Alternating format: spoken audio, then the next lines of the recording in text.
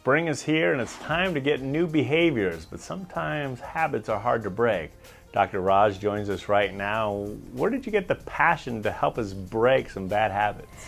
Well, I've always been about healthy living and trying to help people lead healthier lives. And the truth is there are some very kind of regular routine behaviors or habits that we do every day that can potentially be unhealthy, and we don't even really realize it or think about it. So I think the first step is to be more aware of these things that we're doing on a daily basis and how we can make them healthier. Well, Dr. Raj, I'm sure you covered a lot of that in your best-selling book, What the Yuck, but let's move on to maybe 2 or 3 behaviors you wish we could all change or adapt. Okay, well, let's take one of the most basic habits that we do, which is breathing. So we breathe about 20,000 times a day, and we often don't think about it unless maybe we're short of breath on the treadmill or something like that. But the truth is we should be thinking about not only when we're breathing, but what we're breathing in and the quality of the air that's coming into our bodies.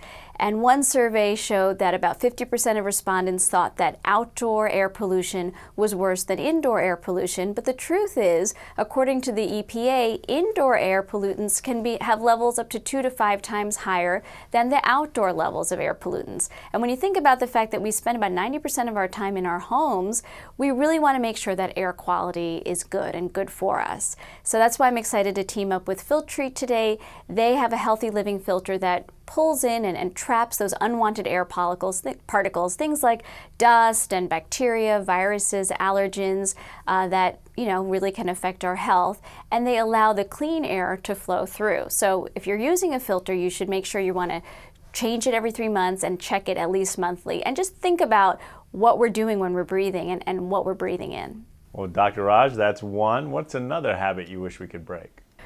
I would say number 2, for me, what I think is extremely important, and we're learning more and more about the importance of sleep and the quality of our sleep, not just the quantity of our sleep.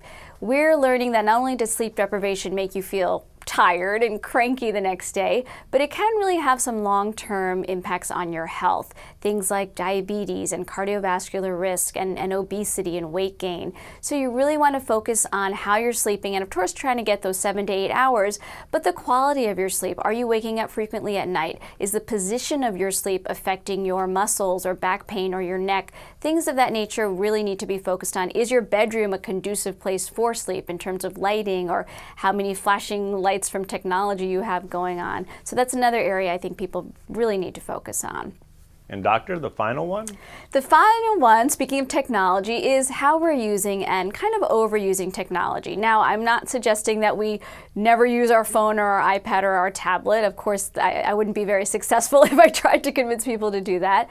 But we do need to take frequent breaks from technology, not only to mentally relax, but to physically relax our muscles. Things like an iPad or a phone, many of us, when we use it, we're looking downward at it, and this really does put strain on our neck and on our back. So you want to at least every 20 minutes try to look away or try to keep it actually at more of your eye level, so and it's a neutral position for your neck so you're not looking down or upwards. Then you'll feel much better with it. And things like even watching TV, you want to take a break. You want to get that circulation going in your legs and not just be sitting there for long periods of time. Well, those are 3 great suggestions that we can put into practice. Thank you for caring about our mental, physical, and emotional health. Thanks for joining us. Thank you, Conn. Take care.